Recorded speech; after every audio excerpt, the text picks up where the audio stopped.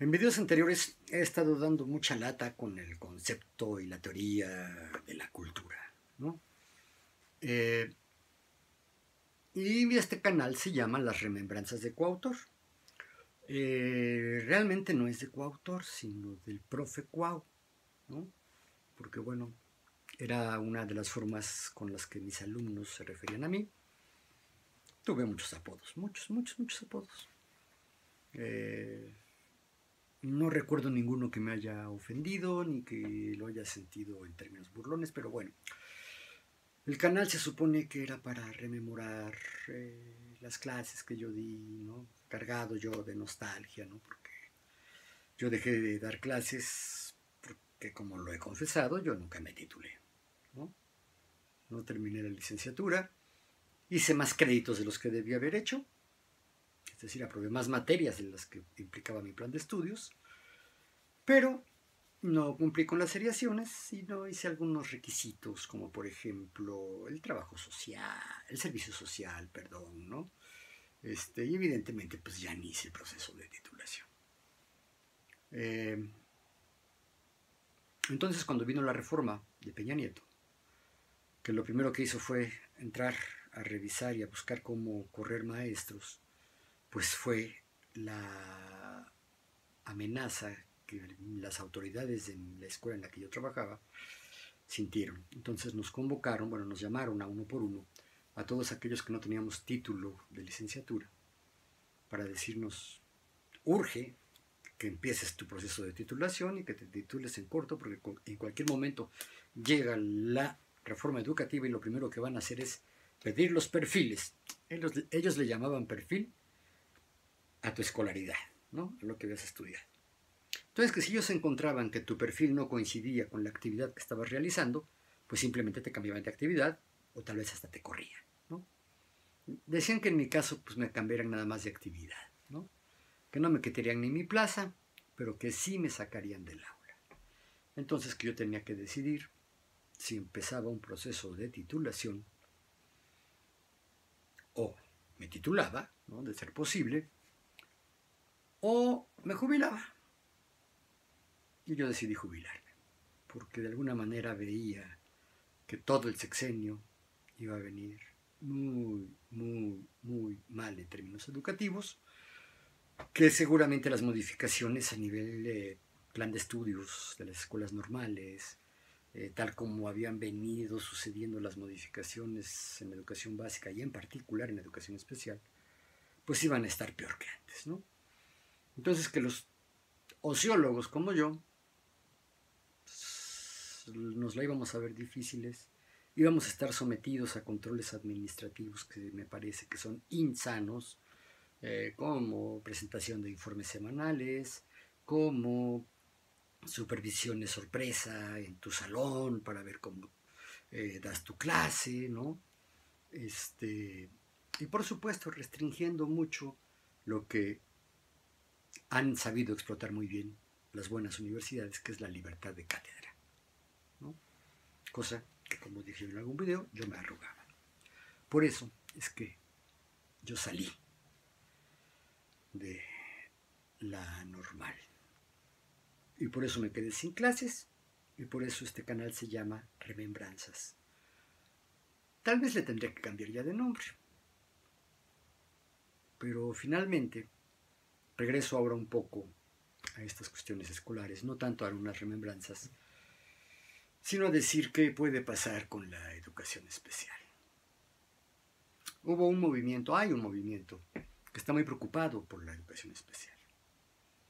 Porque encuentran que la idea de la educación inclusiva, así se llama, ya hice varios videos al respecto, que para mi gusto podrían decirle no educación inclusiva, sino educación para todos, o escuela para todos. Es decir, que cualquier persona, sobre todo los menores, ¿no? Y no estaría mal ir pensando en los adultos y en los, sobre todo en los viejos, pero pensemos en los jóvenes y en los niños. Eh, Cualquier joven, cualquier niño tenga oportunidad de ejercer el derecho a la educación, es decir, a ir a la escuela. ¿Por qué? Porque en la escuela socializas, aprendes a socializar. Lo que no puedes aprender en tu casa. ¿Por qué? Pues porque vives con unas cuantas personas. Y esas cuantas personas contigo tienen relaciones afectivas muy especiales. Que digamos, te enseñan muchas cosas, sí. A lo mejor muy básicas, sí. Muy importantes, sí.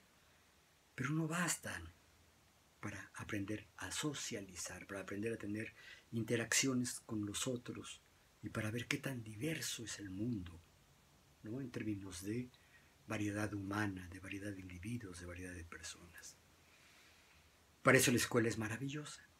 Hay otros, lo que los sociólogos le llamamos, medios societarios, ¿no? Pero parece ser que los básicos son la familia y la escuela. Esto si lo pensamos en términos de socialización, de aprender a ser social, de adquirir habilidades sociales, es decir, de aprender a vivir en sociedad. Tristemente, vivir solo dentro de casa pues no te hace muy ducho para la vida social. Muchos de los que se les critica en las mismas escuelas por ser ñoños, por ser nerds, por ser tetos, ¿no? Los niños fresas, ¿no? Las niñas princesitas, ¿no? Son malos para vivir en sociedad y sufren para establecer interacciones, pues, de índole amoroso, por ejemplo, ¿no? O incluso de tipo laboral. Ay, porque esto no me gusta, porque esto no le sé, porque no estoy acostumbrado, porque me da asco, guácala, ¿no? La escuela sirve para enseñar muchas de estas cosas. No te las enseñan los maestros en general, las aprendes con tus compañeros, ¿no? Vivir en grupo, aprender a obedecer, aprender a desobedecer, aprender a vincularse con el sexo opuesto o con el sexo que te atraiga, ¿no? Superando los miedos que te da la emoción de que, ay, esta niña ya me gustó, diría algún niño, como fui yo, enamoradote, ¿no? Mucho de esto lo ofrece sí la escuela, pero además ofrece la posibilidad de adquirir sí conocimientos, ¿no? Hasta la fecha el maestro en México se forma para promover los aprendizajes y los aprendizajes se entienden como la adquisición de conocimientos, básicamente, ¿no? Yo digo que hay más cosas, ¿no? No solo lo digo yo, lo dicen los grandes pedagogos. Hay habilidades, hay aptitudes, hay hábitos, hay valores. Es una larga serie de cosas que se aprenden, ¿sí? Recurro a esto porque me funcionaba muy bien preguntar y les pregunto a ustedes que están viendo esto, ¿qué fue lo primero que aprendieron en la vida? Y van a ver que es mucho antes de su ingreso a la escuela. Y van a ver que eso que aprendieron son cuestiones mucho más básicas, mucho más fundamentales, porque son las que te permiten vivir. Por ejemplo, comer. ¿Qué comer? ¿Cómo comer? ¿No? ¿Cómo nutrirte? Dormir en la noche. ¿No? Caminar. Controlar esfínteres. Defecar y orinar en donde se debe y no donde no se debe, porque la sociedad no lo ve bien, ¿no? Y empezar a tener gustos. Me gusta algo, no me gusta algo. Ser más o menos puntual, saber cuidarse físicamente, saber meter las manos si te vas a caer, saber rodar si la caída ya es cada vez más grave e inminente, ¿no? Cómo hacer que no te atropellen un coche, cómo hacer que no te cague un pajarito. Esas cosas se aprenden y no son contenidos escolares. Hay muchas cosas que aprendemos primero utilizando sí el pensamiento y el conocimiento y que después se mecanizan y que si las quieres repetir aquí en la cabeza no te sale, ¿eh? Andar en bicicleta, por ejemplo, caminar, ¿no? ¿Cuál es el conocimiento para caminar? Híjole, conocer el mecanismo de la locomoción, ¿no? La biomecánica de la locomoción, es decir, de caminar, pues son los médicos del deporte, los biólogos, los traumatólogos, los ortopedistas, no sé. Pero pues todos caminamos, ¿no? Manejar un vehículo, ¿no? En la cocina, las personas que cocinan hacen tantas cosas ya inconscientemente y lo hacen con una habilidad pasmosa, ¿no? Que les digo yo, picar una cebolla, ¿no?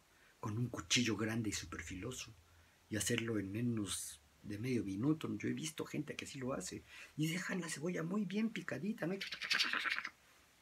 Y están platicando de otra cosa y están concentrados en otra cosa. Hay aprendizajes, pues, que no son conocimientos. ¿A qué viene todo esto?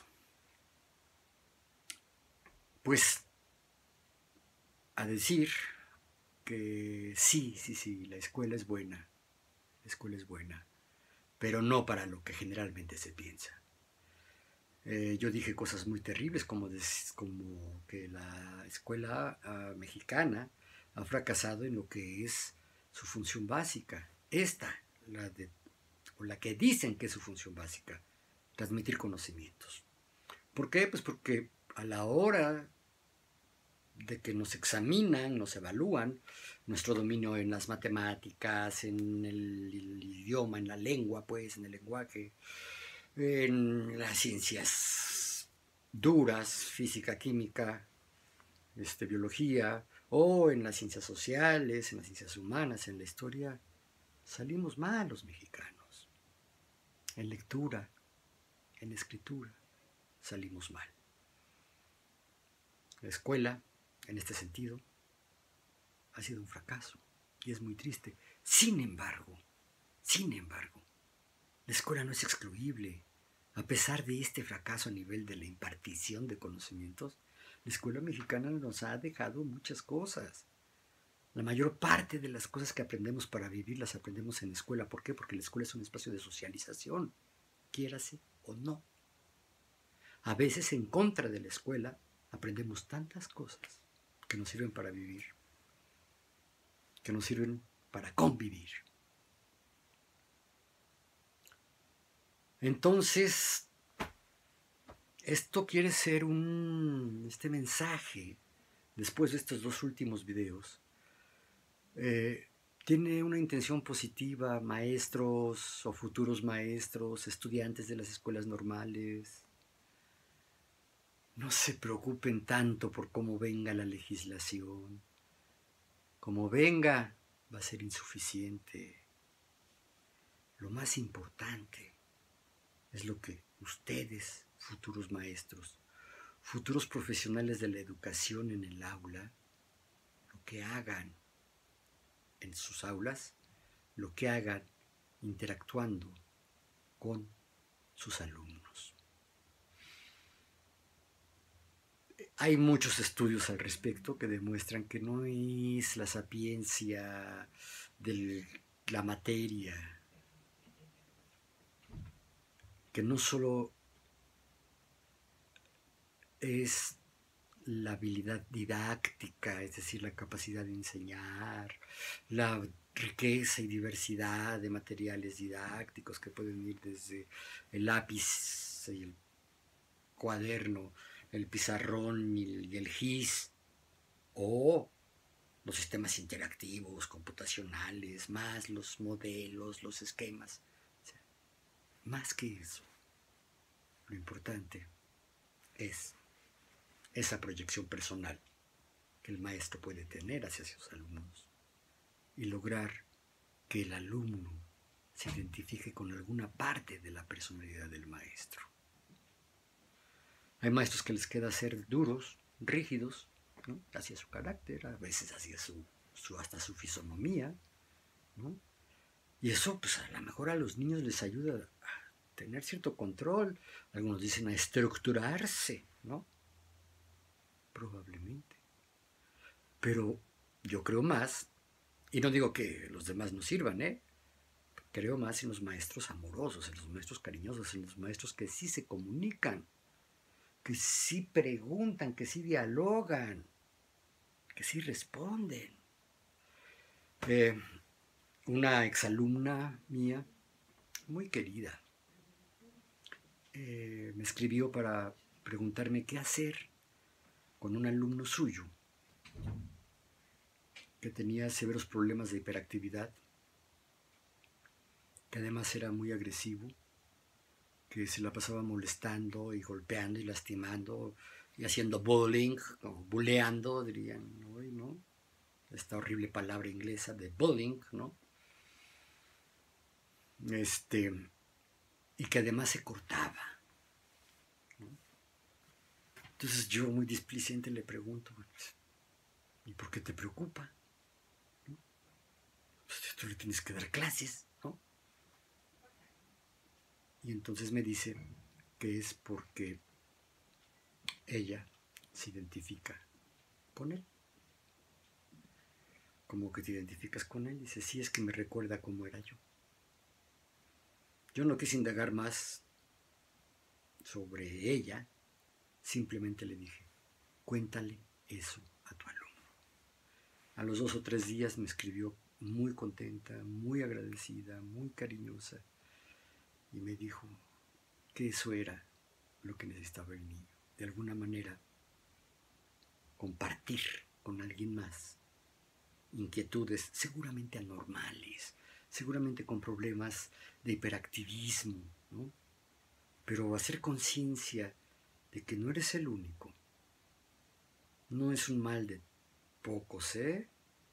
Es simplemente saber que no estás solo, y eso puede ser fundamental para el desarrollo de los niños, de algunas facetas de los niños en situaciones difíciles, ya sea por alguna discapacidad, ya sea por una situación económica, ya sea por una ubicación cultural, ¿no?